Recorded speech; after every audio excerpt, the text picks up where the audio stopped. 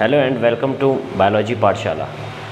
अब हम लोग क्लास 9th का फर्स्ट चैप्टर बायोलॉजी का स्टार्ट करेंगे, the fundamental unit of life. The fundamental unit of life cell. ठीक, तो इसमें इस चैप्टर से रिलेटेड जितना भी कंटेंट होगा, जो कुछ भी हमको पढ़ना होगा, वो सारे के सारे इसमें पॉइंट्स लिखे हुए हैं और सभी पॉइंट्स को हम लोग एक एक करके हम लोग समझेंगे कि हम लोगों को कैसे चैप्टर को स्टडी करके धीमे धीमे आगे बढ़ना है।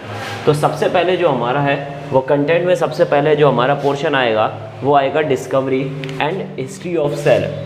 मतलब कि सेल से रिलेटेड सेल की डिस्कवरी कब हुई और उसके बाद में हमारी जो सेल से रिलेटेड जितनी भी डिस्कवरी है उसके अंदर क्या क्या चीज़ें पहले लिविंग पाई गई, डेड पाई गई, उससे रिलेटेड सारा का सारा पॉइंट हम लोग किस में पढ़ेंगे, हमारे first topic discovery and history of the cell.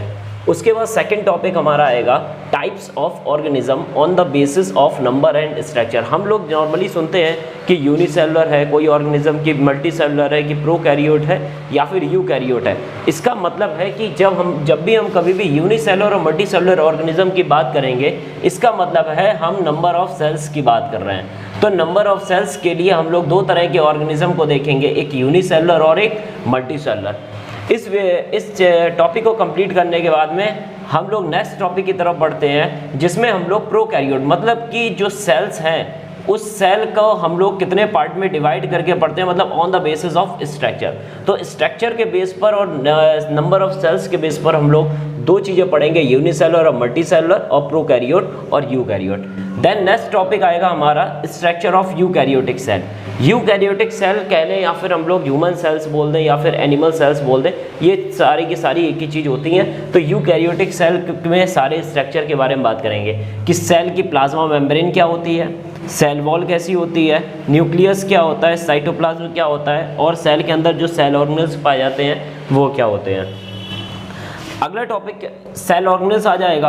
हर एक सेल ऑर्गेनेल, मतलब कि सेल के अंदर, जैसे बॉडी के अंदर सारे, जैसे लिवर है, हार्ट है, ये सारे ऑर्गन्स होते हैं, वैसे ही सेल्स के अंदर जो ऑर्गन्स होते हैं उनको हम लोग क्या बोलते हैं, सेल ऑर्गेनेल्स।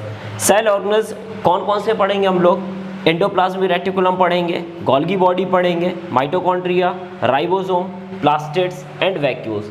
ये सारे के सारे सेल ऑर्गेनेल्स होते हैं और सारे के सारे ये एक तरीके के लिविंग मैटर होते हैं सेल के अंदर। लेकिन सेल के अंदर कुछ नॉन लिविंग मैटर भी होता है और जो इनऑर्गेनिक और ऑर्गेनिक दोनों पार्ट से मिलकर बनता है, उसको हम लोग बोलते हैं सेल इंक्लूजन। जब भी हम कभी भी सेल ऑर्गेनेल्स को पढ़ेंगे, तो सेल ऑर्गेनेल्स हो या फिर ये कंपोनेंट यूकैरियोटिक सेल्स के कंपोनेंट, तो सबसे पहले जब भी हम उनको पढ़ेंगे तो हम लोग 5 हेडिंग्स के अंडर उसको पढ़ेंगे। सबसे पहले उनकी डिस्कवरी पढ़ेंगे कि सेल्स को कोई भी सेल ऑर्गेनेल है वो कैसे डिस्कवर हुआ, हर एक सेल ऑर्गेनेल्स या फिर कंपोनेंट है उसका स्ट्रक्चर कैसा होता है, अगर उसके टाइप्स हैं तो उसके टाइप्स के बारे में पढ़ेंगे, और लास्ट वो किन किन चीज़ों से मिलकर बना है तो कंपोनेंट, और बिल्कुल लास्ट में हम लोग पढ़ेंगे का हर एक सेल ऑर्गेनेल्स या फिर कंपोनेंट के फंक्शंस के बारे में। जब ये सारा का सारा मैटर हमारा कंप्लीट हो जाएगा तो लास्ट सेशन में बिल्कुल हम लोग एक 1 वर्ड क्वेश्चंस या फिर MCQ सेशन रखेंगे।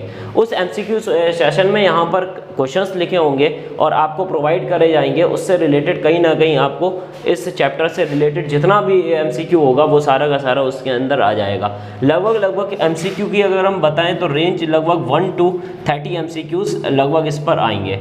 ठीक, तो नेक्स्ट वीडियो से हम लोग चैप्टर के बारे में स्टार्ट करेंगे और हर एक टॉपिक को फर्स्ट टॉपिक से लेकर हम लोग उसको कैरी ऑन लेकर चलेंगे। ठीक, थैंक यू।